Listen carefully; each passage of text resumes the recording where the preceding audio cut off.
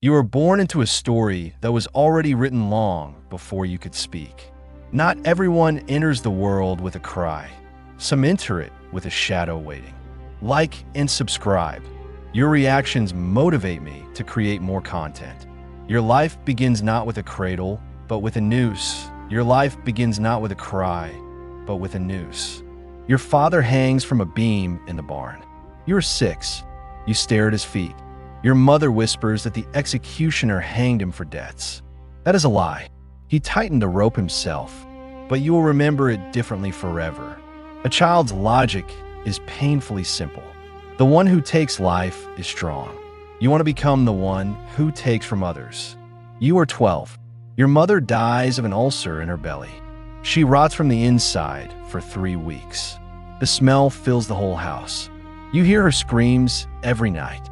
Then the screams fade as she stops breathing. You are alone. After the funeral, the village turns away. The hangman's son is a bad omen. You are driven from every door with kicks. You steal bread from the miller.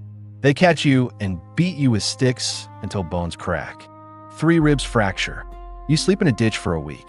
One day, a cart passes through the village with cage. A man sits inside, crying and begging for mercy without stopping. Beside the cart walks a man in a red hood. His face is calm like stone, hands in leather gloves. This is Master Heinrich. You run after the cart for 3 leagues. Your feet bleed on the stones. You collapse at the city gate. Heinrich stops. He looks down at you for a long time, sees bones under skin, eyes without tears. He says, "You will carry water." Not mercy, calculation. He needs cheap hands. You will become his hands. Your new life begins with a bucket of water. You are not an apprentice. You are his servant. You live in a cellar outside the city wall. Only gravediggers live nearby. Executioners are forbidden by law to live among townsfolk. You are unclean. You cannot enter church through the main doors. You cannot eat in a tavern with others. You cannot drink from the common well. Your water comes from the river. Your first job is cleaning tools after interrogations. You wash the tongs that tore human flesh. The metal smells of rust and rot. You scrape dry blood from the teeth. It is not dirt, it is skin. You sharpen knives that cut fingers and hands. The blade must always be sharp. A dull blade means extra suffering. At first, the smell of burned flesh makes you vomit. After a year, you no longer notice. Tools smell only of iron. Heinrich teaches you to read syllable by syllable. An executioner must know the sentence by heart. You struggle through Latin. Each word is someone's death or mutilation. You learn to speak without trembling. You learn anatomy not from books, but from bodies on the rack. Heinrich points. Here run the main vessels and nerves. Here the bone is closest. Here the pain is greatest. A map of suffering. You remember. You will know the body better than any doctor. Doctors heal. You break. The knowledge is the same. At 14, you attend your first execution. A thief stole a silver cup. Sentence. Amputation. The crowd gathers like for a festival. The thief is tied to the block. He cries and begs. Heinrich puts on the red hood, raises the axe. One strike. The hand falls. Blood pulses. The thief faints. Heinrich cauterizes with hot iron. The crowd hums approvingly. You collect the hand into a sack. It will be nailed to the gate. You carry it across the square. It is warm. You are proud. You do not falter. At 15, you assist in torture. A woman accused of witchcraft, suspended by arms. You turn the windlass. Joints pop. She screams until your ears ring. She confesses anything. Heinrich explains, your job is not truth, but confession. The judge needs paper. You provide it. Truth does not matter. At 16, you receive your first tool, nail-pulling pliers.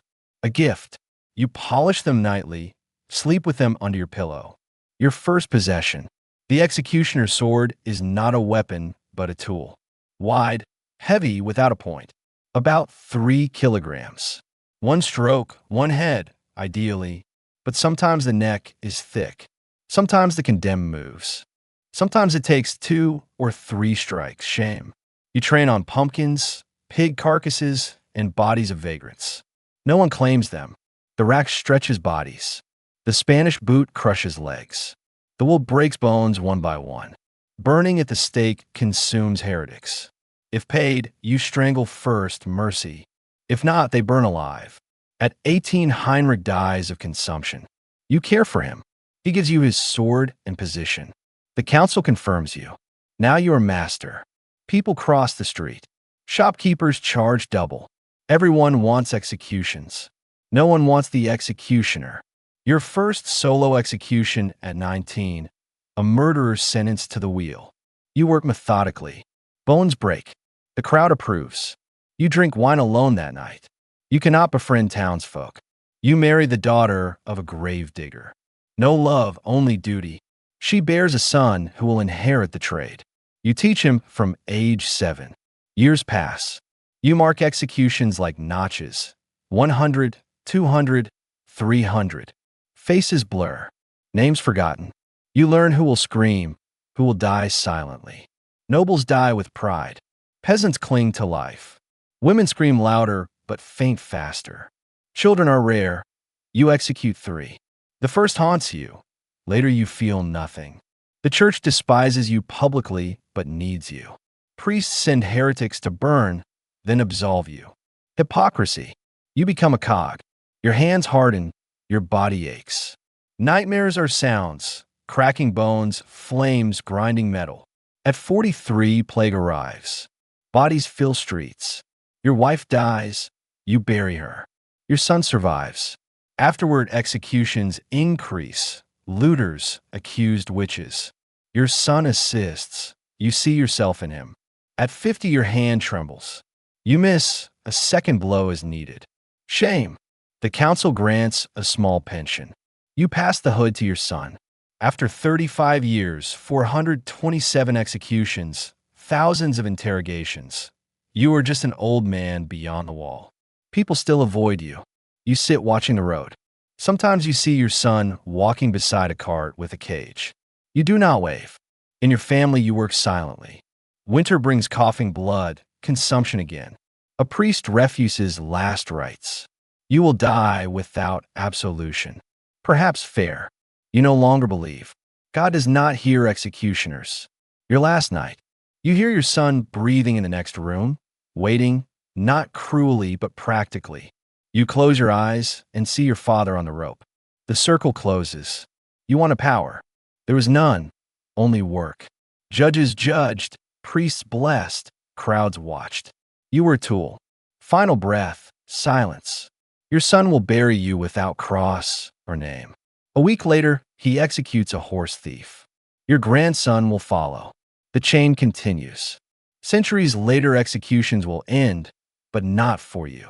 You lived in the shadow of a noose, beyond the wall, died without a cross. The system used you and moved on. An executioner is not a person in the eyes of others, only a function. You were that function for 35 years. Now you're dust. The system survives.